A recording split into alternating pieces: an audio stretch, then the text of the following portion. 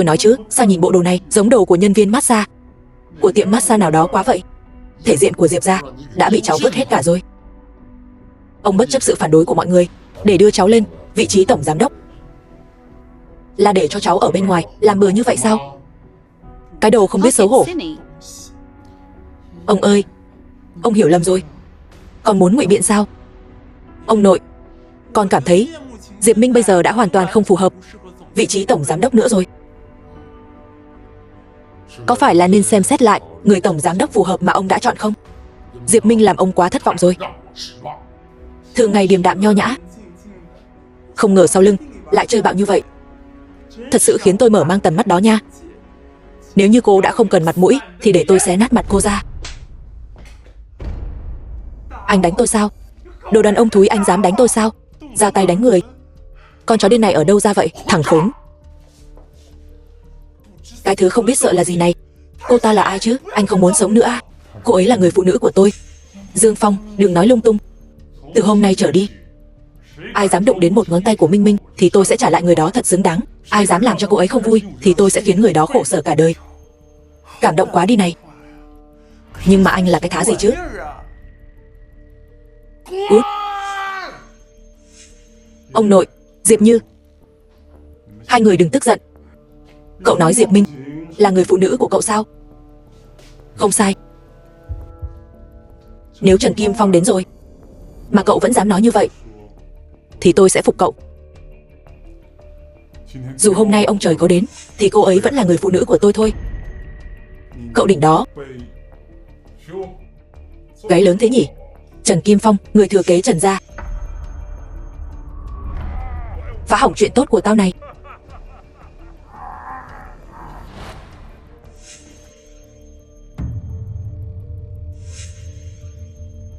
Dạo này khỏe chứ?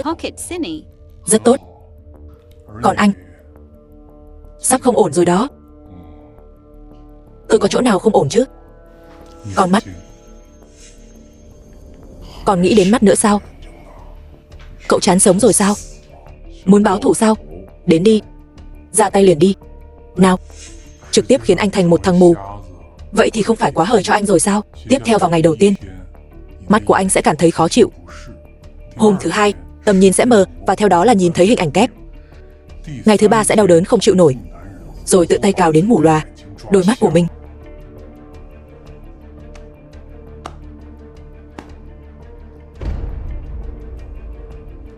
Đồ rác rưởi. Cậu cũng chỉ biết nói khoác thôi. Trần thiếu gia, cậu ta tự xưng là người đàn ông của Diệp Minh đó. Nực cười. Thằng mù kia, nếu như cậu chịu làm một con chó hoang thì ông đây còn có thể cho cậu một con đường sống. Còn nếu như tên rác rưởi cậu đã chán sống rồi, vậy thì ông đây cũng có thể giúp cậu mở mắt to ra mà ngắm nhìn thế giới này nhiều hơn đi. Ánh sáng của anh chỉ còn lại có 3 ngày thôi đó. Miệng chó không thể mọc ngà voi. Diệp Minh, cháu đưa thằng này ra khỏi đây cho ông. Dương Phong, chúng ta đi thôi.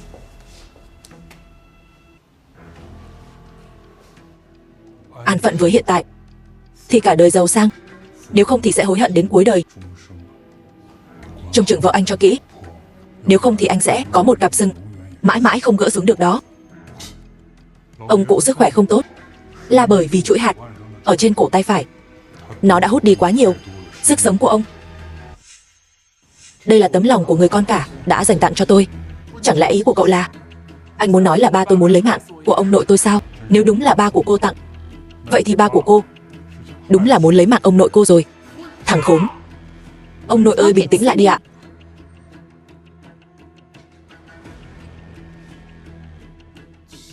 Kiếm thất tinh. Ông nội có con mắt thật tinh tường. Trần thiếu gia biết được sức khỏe của ông nội không tốt lắm, nên đã đặc biệt đến Sông Tương một chuyến. Được đại sư truyền kỳ Trịnh đại sư khai quang, có trị giá lên đến hàng triệu tệ. Ông nội, ông treo nó ở trong nhà, có thể kéo dài tuổi thọ được tốt lắm. Ông nhận nhé. Một thanh kiếm đoạt mạng. Nhìn mà xem vui thế nào kìa. Diệp Minh, chọc ông nội tức lên đường, để không còn ai quản lý được cô nữa, đúng không? Ông nội đã tìm cho cô một người đàn ông tốt như Trần thiếu gia mà cô không cần, vậy mà lại lôi đại một người đàn ông ở ngoài đường về. Ở ngoài đường lôi đại một người về sao? Biết ngay mà. Minh Minh sao có thể nhìn chúng một thằng mù chứ? Anh đừng nói nữa. Nói tiếp đi chứ. Tôi trái lại muốn nghe thử. Thanh kiếm thất tinh này sao lại biến thành thanh kiếm lấy mạng người rồi? Nhất định cậu ta sẽ nói ông nội tuổi cao sức yếu, không chịu đựng nổi. Tuổi cao sức yếu chỉ là một mặt thôi. Điều quan trọng là phương thức khai quang của thanh kiếm thất tinh này không đúng. Kết hợp với chuỗi hạt đó, dù khỏe mạnh đến mấy cũng không thể chịu đựng nổi. Về lâu về dài chỉ có thể lên đường thôi. Thế mà dám làm nhục Trịnh đại sư sao? Có phải là Trịnh đại sư đã khai quang theo như lời anh nói hay không? Tôi nghĩ là anh biết rõ hơn ai hết.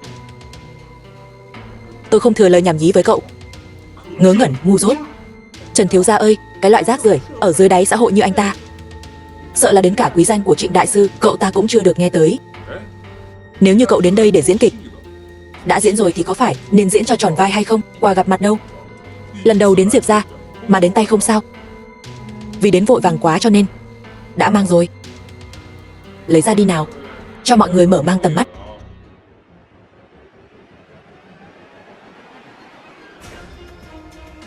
Bích tỷ sao? Nhìn vào hình dạng và màu sắc đậm nét này, chẳng lẽ đây là loại quý hiếm bậc nhất trong các loại bích tỷ? Tinh linh xanh sao? Bích tỷ là gì? Tinh linh xanh là gì? Thưa ông nội, viên đá quý hiếm bậc nhất này, Tô Thúy Vân của tập đoàn Thiên Hải đã đấu giá giành về với giá 10 triệu tệ đó ạ. Chú ruột của cháu đã có mặt ở đó. 10 triệu sao? Quả thật là Tô Thúy Vân đã tranh viên tinh linh xanh về tay với giá 10 triệu. Anh cũng đã nói rồi đó. Tô Thúy Vân đã mua về rồi mà. Bây giờ lại nằm trong tay cậu ta. Sao vậy nhỉ? Tô Thúy Vân tặng cho cậu ta sao? Dương Phong, anh lấy ở đâu ra vậy? Tô Thúy Vân tặng tôi đó. Sau khi cậu bị mù thì cậu không biết giữ mồm giữ miệng luôn nhỉ? Sao cậu không nói là Ngọc Hoàng Đại Đế tặng cho cậu luôn đi? Chẳng lẽ là đồ nhái sao? Sao anh ta có thể được tặng món châu báu trị giá lên đến hàng triệu cơ chứ?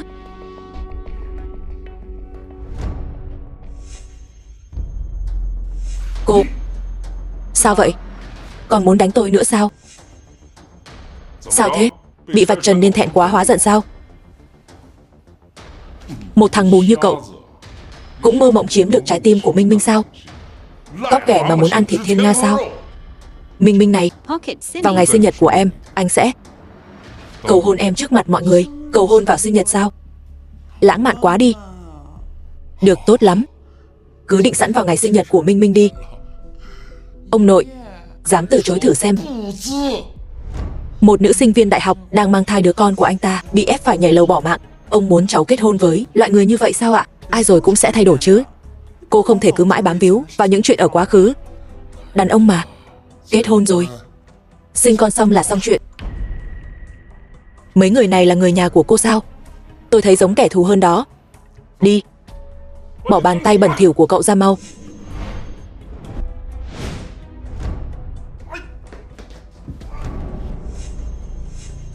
Thằng mồ thối kia cậu đừng có. Ông nội, lỡ như Trần Kim Phong ôm hận chúng ta thì sao đây? Trần thiếu gia không mang kiếm thất tinh đi, chứng tỏ không ghim hận chúng ta. Nếu như Minh Minh đến cùng vẫn không chịu gả vào Trần gia thì khó nói đó. Ông Lương, chờ ông đã lâu, ông hãy đến xem thử thanh kiếm thất tinh này đi. Lương Văn Sinh, đại sư cấp 6 giới đầu cổ. Sao cái này lại bị vỡ rồi? Cái này sao? Vừa rồi một tên lừa đảo mù cầm nó đến đây để giở cho lừa gạt nên bị tôi đập vỡ đó. Tôi thấy cô mới là người mù đó, đi đập vỡ viên bích tỷ có trị giá hàng triệu tệ này. Ông Lương à, ông nhìn nhầm rồi phải không? Món đồ mà thằng mù đó tặng sao có thể có trị giá hàng triệu tệ chứ? Ông Lương này, ông nội mời ông đến để xem cái thanh kiếm thất tinh này cơ. Cái thứ đồng nát gì vậy? Mấy người thật đúng là sỉ nhục tôi mà. Tôi đã đập vỡ viên bích tỷ giá 10 triệu sao?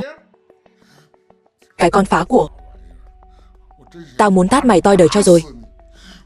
Viên bích tỷ của tôi, tinh linh xanh của tôi. Ông nội, giờ ông có đánh ngủm Diệp Như thì cũng vô dụng thôi. Ai mà có ngờ nó là thật chứ. Đó là 10 triệu của ông đó. Theo như cháu biết, Tô Thúy Vân có 2 viên Bích Tỷ giống hệt nhau. Cô ta đã tặng 1 viên, thì nói không chừng cũng sẽ tặng viên thứ 2 thì sao?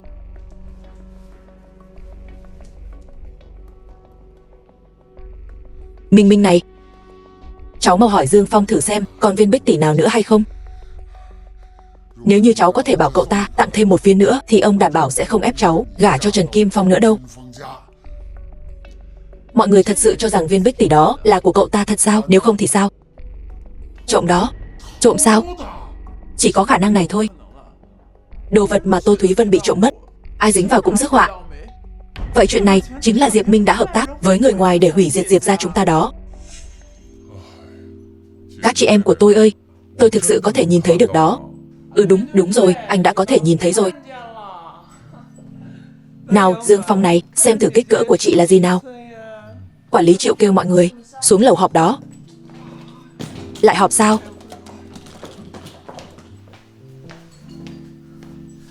Dương Phong. Quản lý Triệu nói sẽ không truy cứu anh nữa, anh yên tâm đi nhé. Sao Triệu Dũng lại rộng lượng như vậy được chứ?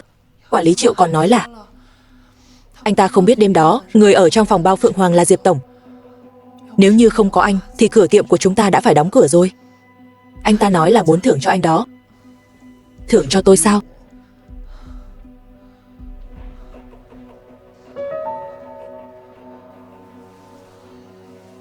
Dương Phong, tôi đã thích anh rất lâu rồi.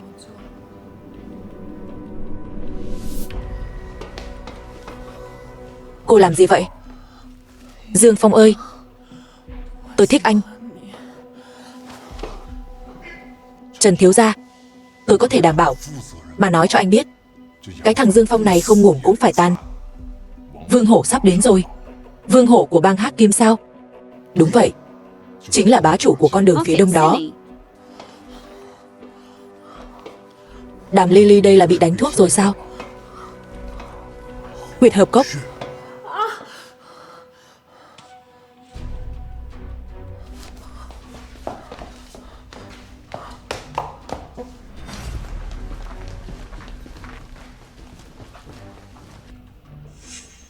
Đây là thứ mà Triệu Dũng kêu cô đem đến sao?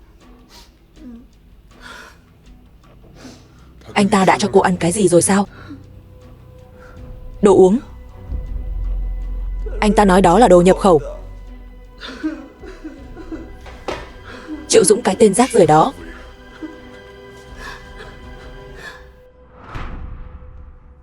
Đàm Ly, con đàn bà thúi.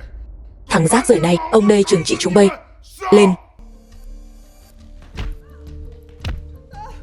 Đã ngủ với người phụ nữ của ông đây mà còn dám đánh ông đây. Chán sống rồi phải không? Anh Hổ, là do tôi đã quyến rũ anh ấy đó, con đàn bà thúi. Thả ra, ông đây đánh cô ta xong thì sẽ đến lượt cậu. Cậu có biết ông đây là ai không hả? Ông là người của bang Hắc Kim đó. Chán sống rồi sao?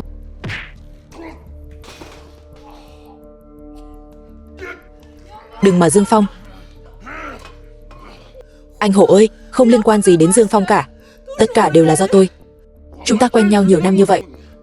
Ông đây luôn cho rằng cô là một người kiên cường khí khái, nên chưa bao giờ động vào một ngón tay của cô. Tôi không ngờ cô lại là cái loại kiên cường này. Con đàn bà thúi. Đừng tự nói mình cao thượng như vậy chứ. Dương Phong ơi, anh Hổ chưa bao giờ cưỡng chế ép buộc tôi cả. Đó là bởi vì anh ta có lòng nhưng không có sức. Ý cậu là sao? Ý tôi là anh chỉ có thể ở trước mặt phụ nữ nhìn chằm chằm mà thôi, chứ hàng của anh không dùng được. Cậu làm nhục tôi sao? Tôi có làm nhục anh hay không thì anh tự biết mà. Có chút bệnh vặt này thôi mà anh còn không dám thừa nhận, mà còn xưng là bá chủ đường phía đông gì chứ. Đợi đến khi cậu giống như một tên thái giám thì cậu sẽ không còn ở đây mà nói mấy lời vớ vẩn này nữa đâu.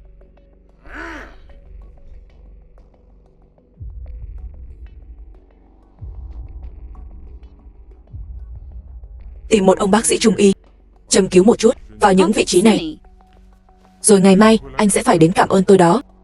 Làm qua loa vài cái, lừa kẻ ngốc sao? Mang theo người của anh. Cút đi. Đợi đó. Đi thôi. Đây không phải là nhị tiểu thư của Diệp gia. Diệp Minh đây sao?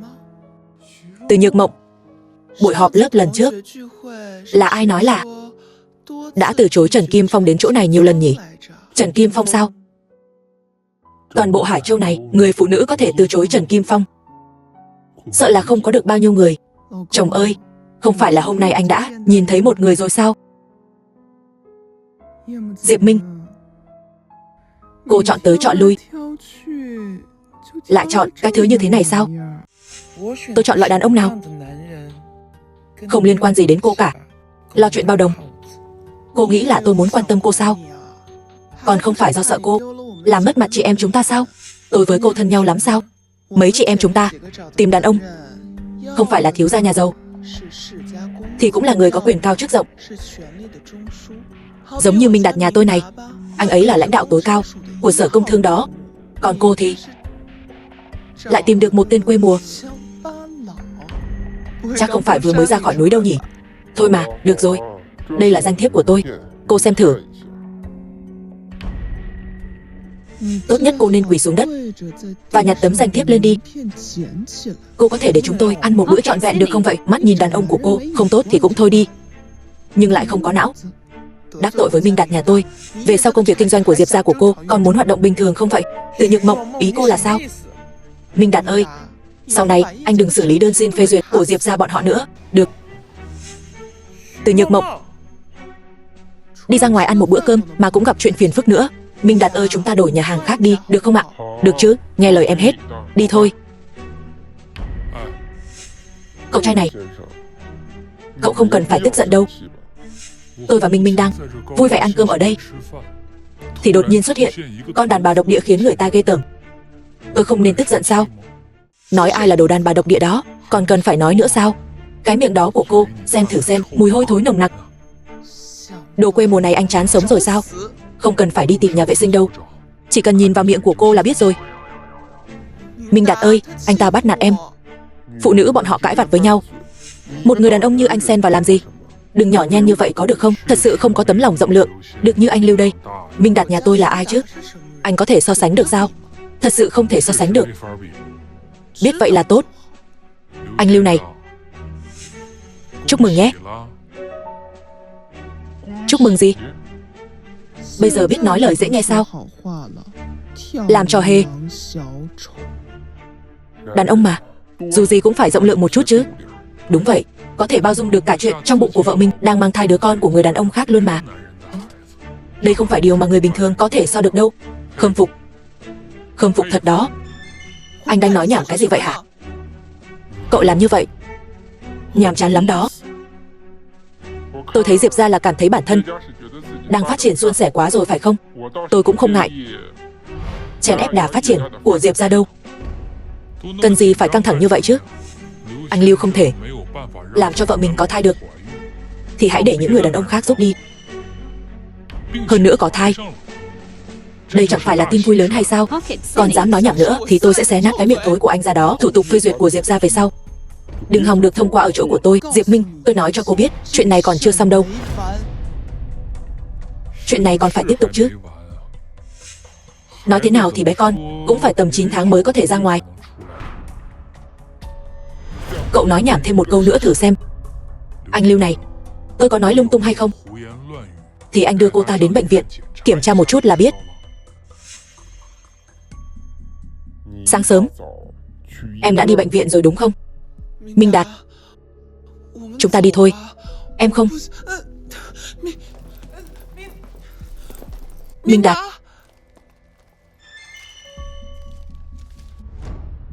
cái gì đây? Em thật sự có thai rồi sao? Minh Đạt, không phải lần trước anh đã đến chỗ của trưởng khoa Trương sao? Ông ấy nói bệnh của anh đã khỏi rồi. Em muốn tạo cho anh một bất ngờ đó. Bất ngờ sao? Bất ngờ cái gì chứ? Đi mau. Làm thế nào mà anh biết được Từ Nhược Mộng đang mang thai vậy? Cơ thể có bệnh có thể được biểu hiện ra dưới dạng khí, cũng có thể biểu hiện lên trên khuôn mặt. Vậy anh nhìn tôi thử xem. Tôi cảm thấy cô bây giờ có phải đã bắt đầu thích tôi rồi phải không?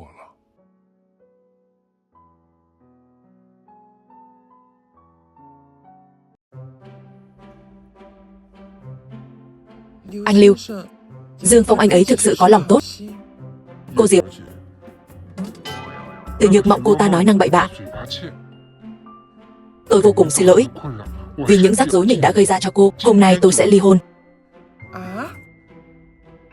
Cậu Dương, nếu không có cậu thì tôi vẫn chưa biết chuyện gì cả. Cảm ơn rất nhiều. Xin hỏi cậu Dương, làm thế nào cậu phát hiện ra vậy? Nhìn ra đó. Vậy cậu Dương này, vấn đề này của tôi còn cách nào chữa được không vậy? Đơn giản thôi. Đơn giản sao? Tôi đã chạy chữa ở vô số bệnh viện, uống không biết bao nhiêu loại thuốc, đều vô dụng. Anh đó, không phải chỉ là do mấy con nòng nọc không đủ sức sống thôi sao? Có chuyện gì to tát đâu. Có giấy và bút không?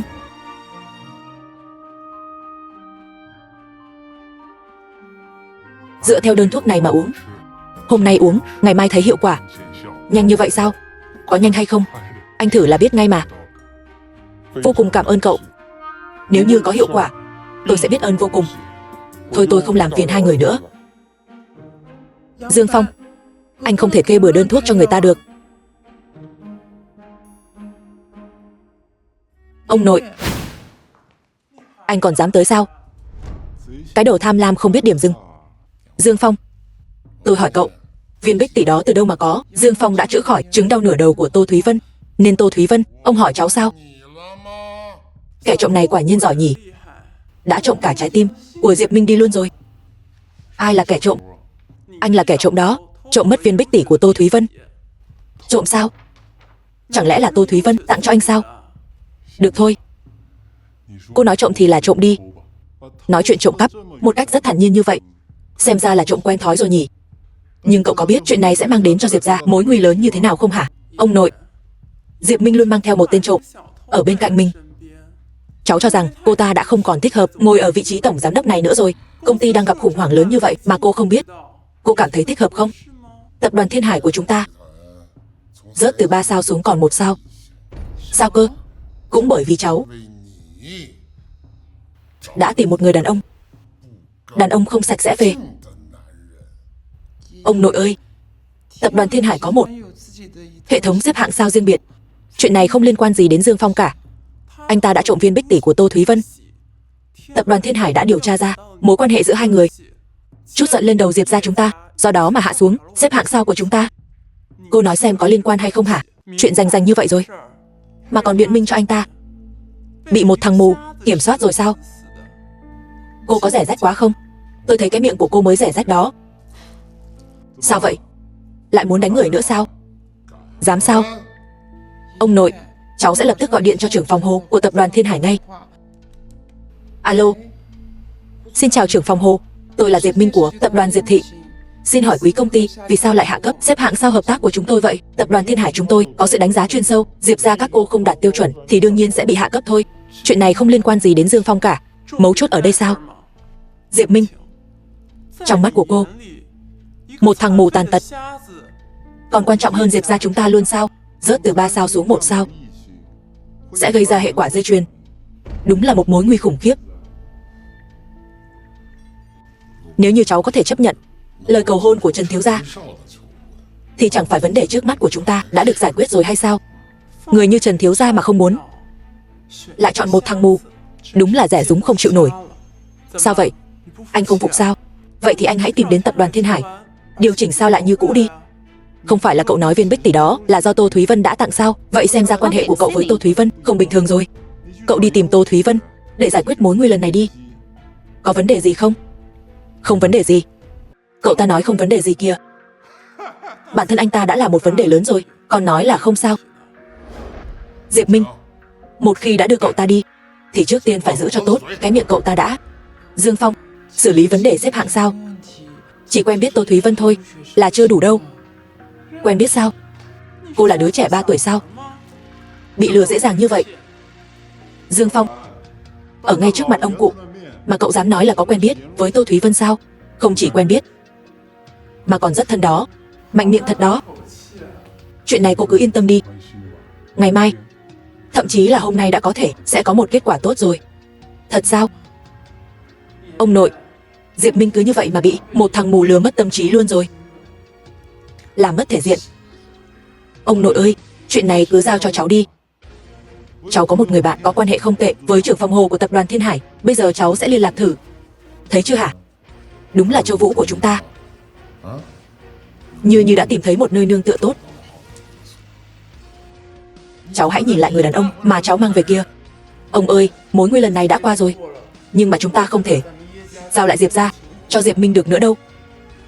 Nếu như Châu Vũ phát huy được khả năng của mình, Diệp ra giao cho hai vợ chồng cháu không thành vấn đề gì.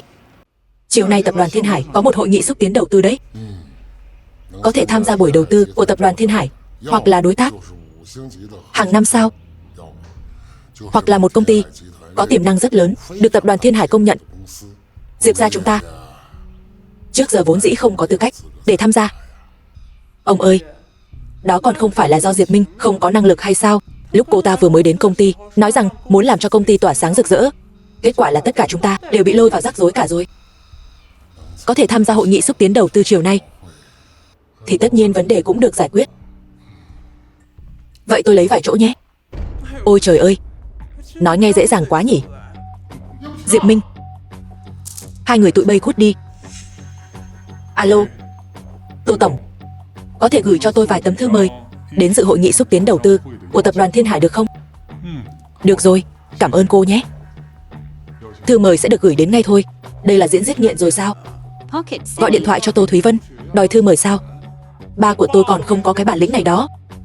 Cậu ta đúng là không biết rõ năng lực của mình đến đâu mà. Đồ mặt dày không biết xấu hổ. Có phải là mặt dày hay không? Lát nữa chúng ta sẽ biết ngay thôi. Xin chào, xin hỏi cô Diệp Minh là ai vậy? Tôi là Diệp Minh, xin hỏi anh là... Chào Diệp Tổng, đây là thư mời của Tô Tổng gửi đến. Tô Tổng, là Tô Thúy Vân, của tập đoàn Thiên Hải sao? Toàn bộ Hải Châu chỉ có một Tô Tổng thôi, thư mời cũng đã được gửi tới rồi, tôi về trước nhé.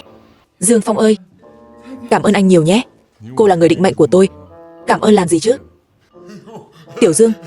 Tiểu Dương ơi, cháu có bản lĩnh này, sao không chịu nói sớm chứ? Cháu xem đi, vì hiểu lầm nhau nên mới có cớ sự này.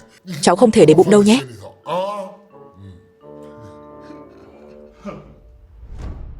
Thư mời này là do cậu lấy được sao? Chứ chẳng lẽ là do anh lấy sao? Đúng là tôi đó. Đây là lịch sử trò chuyện của cháu và trưởng phòng Hồ, ông xem đi. Châu Vũ ơi, anh giỏi thật đó nha. Ông không có thấy trưởng phòng Hồ đồng ý mà.